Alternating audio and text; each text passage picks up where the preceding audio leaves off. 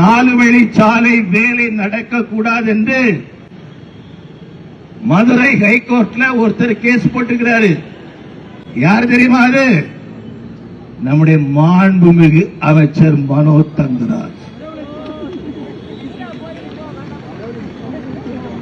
மனோ தங்கராஜ் அவருக்கு அட்ரஸ் எல்லாம் கொடுத்திருக்கிறாரு. யாருக்கு எதிராக கேஸ் போட்டுருக்கேன்னு சொல்லிருக்கிறாரு. வழக்கு எண் எழுதி வச்சீங்க. இனி அவருக்கு பேர்ல 98 97 கூப்பிடுங்க. வழக்கு எண் 98 97 2019 மனோ தங்கராஜ் அவர்கள் போட்ட வழக்கு. அது என்ன தெரியுமா கொடுத்திருக்கிறாரு? மாவட்டத்திற்கு 4 வழிச்சாலை தேவை இல்லை, அது போடக்கூடாது. 4 வழிச்சாலை அது அமைக்க கூடாது. அதுக்கு பதிலா என்ன சொல்றாருன்னு சொன்னா, இருக்கக்கூடிய சாலையை நீங்க 4 வழிச்சாலையாக மாற்றுங்கள். கேரளால இருந்து எப்படி கொண்டு வந்திருக்காங்களோ இதெல்லாம் நீங்க புரிஞ்சுக்கணும். தயவு செய்து புரிந்து கொள்ளுங்கள். கேரளால இருந்து எப்படி 4 வழிச்சாலை வந்து கொண்டிருக்கின்றதோ அதே போல இங்க பார்டர்ல இருந்து நீங்க 4 வழிச்சாலை கொண்டு வரணும்.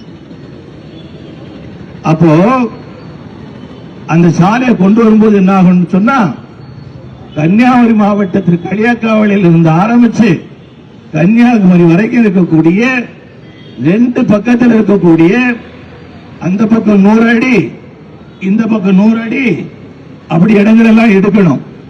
அப்படி எடுக்கும் போது முதலாவது போகக்கூடியது எது தெரியுமா? முதலாவது இடிக்கப்பட வேண்டியது எது என்று சொன்னால் களியாக்காவளியில் இருக்கக்கூடிய ஆர்சி சர்ச். களியாக்காவளியில் இருக்கக்கூடிய ஆர்சி சர்ச். 2வது இடிக்கப்பட வேண்டியது வெடிவச்சாங்கோயில் இருக்குல்ல, குடைத்தரையில வெடிவச்சாங்கோயில் தாண்டி போயிடும். வெடிவச்சாங்கோயில் போயிடும். அடுத்தால ஒரு மதத்துக்கு ஒண்ணு சொல்றேன். அடுத்தால சாமியார் மடத்தில் ஒரு மசூதி இருக்குல்ல, மசூதி அது ஹோகையா. 32 சர்ச்சுகள் அகற்றப்பட வேண்டும், 30 கோவில்கள் அகற்றப்பட வேண்டும், 4 மசூதிகள் அகற்றப்பட வேண்டும். இதெல்லாம் பிஜேபி காரன் கை வச்ச உடனே பாத்தியாடா, இதுக்காகத்தாண்டா நீங்க ஓட்டு போடாங்கன்னு சொன்னோம். அவன் சர்ச்சை உடைக்க வந்தவன், மசூதி உடைக்க வந்தவன், இதெல்லாம் செய்ய வச்சு யாரு? இந்த மகான் மனோ தங்கராஜ். இப்ப நான் என்ன சொல்றேன்னு சொன்னா, கூடாது என்று நான் சொல்லவில்லை. 4 வழி சாலை இருக்கக்கூடிய சாலையை நீ விரிவுபடுத்த வேண்டும் என்று சொன்னால் கூடாது நான் சொல்ல. நாங்கள் தயார்.